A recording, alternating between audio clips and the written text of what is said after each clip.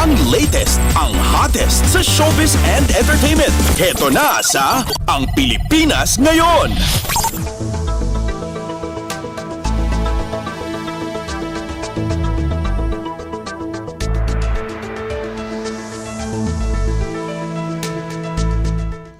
Magandang araw! Nagbabalik ang paboritong segmento ng mga chismoso at chismosa, ang segmentong Balitang Artista. Narito muli ang inyong chika Dora Steph Vicente upang hatid ang mga pinakamainit na showbiz balita para sa araw na ito.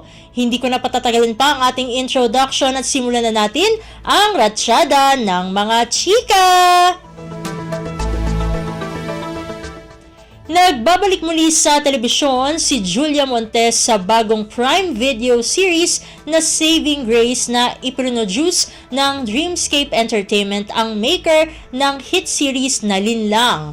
Ana Sarmiento ang pangalan ni Julia sa drama series. Teacher siya na kikidnap sa isang batang babae para tulungan itong makatakas sa abusadong mga magulang. Ang Saving Grace ay ang Filipino adaptation ng popular Japanese series na Mother. Ipalalabas ito sa Amazon Prime simula sa Huwebes, Nobyembre 28.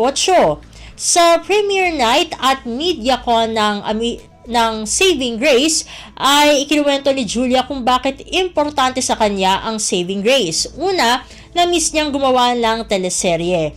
Huli siyang nakita sa FPJs ang probinsyano noon pang 2022. Pangalawa, malapit sa kanyang puso ang karakter ni Ana. Sabi nga ng kapamilya actress, quote-unquote, kasi for me, playing the role of Ana, may nahihil sa akin, akala ko wala na, akala ko okay na. And then, eto na ako, Stronger Julia or Mara in real life. Mara Schnitka ang totoong pangalan ni Julia sa tunay na buhay. Pagpapatuloy niya, magiging instrumento ang show para makarecover ang mga taong naging biktima ng child abuse. Samantala, malakas na tawa lang ang sagot ni Gerald Anderson nang pag-usapan ang kanyang past sa The Men's Room ng One News PH hosted by Jano Gibbs and Stanley Chi na tumitrending sa social media. Unang tinanong sa kanya si B kung okay na ba sila. Walang diretsahang mention ng Bea Alonzo pero common knowledge naman na controversial ang nangyaring hiwalayan sa kanila ng ex-girlfriend na aktres. Sabi nga ni Gerald, quote-unquote, hindi ko masagot ng 100% pero syempre sa side ko okay naman, ang tagal na nun ayun lang. Yan ang pag-amin ng aktor matapos parang mag-isip ng isasagot. Taong 2019 nung naghiwalay sila dahil sa di umano'y ghosting. Ang tagal bago nawala ang nasabing kontrobersiya. Nang tanungin naman siya tungkol sa mainit noong intriga rin sa kanila ni Letter P, sino ba tong P na to?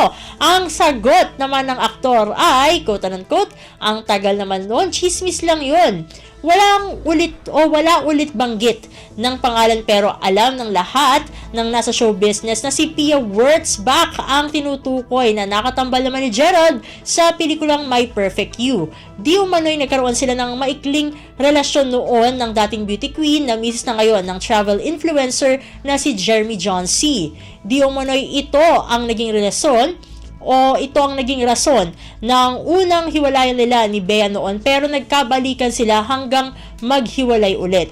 Noong 2021 ay nilantad ni Gerald at Julia Barreto ang kanilang relasyon matapos ang kontrobersiya sa di umano'y ghosting nga ng aktor kay Bea. Pero bakit kaya hindi naitanong kay Gerald kung totoo ang kontrobersiya noon tungkol sa isang mahusay na aktres na si M na di umano ay binigyan niya ng necklace pero na misinterpret daw ng aktres? Naku, sino kaya naman itong M na ito? At sa pagtatapos ng ating segmento, mapapanood na nga ngayong Kapaskuhan ang Uninvited na pinagbibidahan ni Aga Mulak, Nadine Lustre at Vilma Santos. Hindi raw talaga nagdalawang isip si Nadine na tanggapin ang naturang Metro Manila Film Festival 2024 entry nang malaman kung sino ang mga makakatrabaho sa proyekto. Sabi nga ni Nadine, quote-unquote, noong pinitch kasi sa akin itong project ni Direk Dan Villegas, nakakatawa na yung una nilang sinabi is yung makakasama sa film. Tapos, after in-explain yung story, hindi pa tapos yung pag-explain nila ni Direk Tonet Hadaone. Sabi ko, Direk, game na. Kasi kailan ko ba masasabi na nakatrabaho ko silang lahat in one film? Syempre, I wouldn't miss this opportunity of a lifetime. So, agad-agad tinanggap ko siya. Aminado ang dalaga na nakaramdam siya ng kaba sa mga veteranong artistang nakatrabaho sa bagong MMFF entry. Pagbabahagi ng aktres quote-unquote, noong first shooting day namin, dumating ako sa set na medyo kabado. But then, everyone was so welcoming, everyone was so nice, si Kuya Aga at si Ate V, so mawawala talaga yung kaba mo. I think yung pressure and yung kaba na yun, it turned into how I just wanted to have a good time and I wanted to do my best and of course to enjoy working on the film. Ginampanan ni Nadine ang karakter ni Nicole na siyang anak ni Aga sa pelikula. Para sa dalaga ay malayo ang kanyang personalidad sa tunay na buhay kumpara kay Nicole kaya talagang pinag-aralan niya ang mga eksena. Sabi nga ni Nadine, quote-unquote, inaral ko talaga yung script and I really try to put myself in the shoes of my character pero yung mga intense scenes din kasi namin talaga mahaba-habang rehearsals din. Especially because yung mga shot, syempre mahirap yung paulit-ulit, I prepared with a lot of rehearsing and inaral ko talaga siya. Mahilig kasi ako mag-imagine and I think one of the skills that I have is that I easily put myself in the shoes of my character. So kahit hindi ko napagdaanan or wala akong experience sa isang bagay na napagdaanan ng character ko, parang nararamdaman ko na rin siya.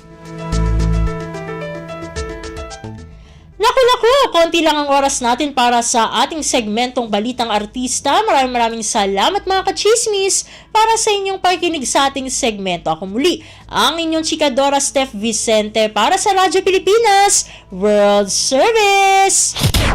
Ang latest, ang hottest sa showbiz and entertainment. Heto na sa Ang Pilipinas Ngayon.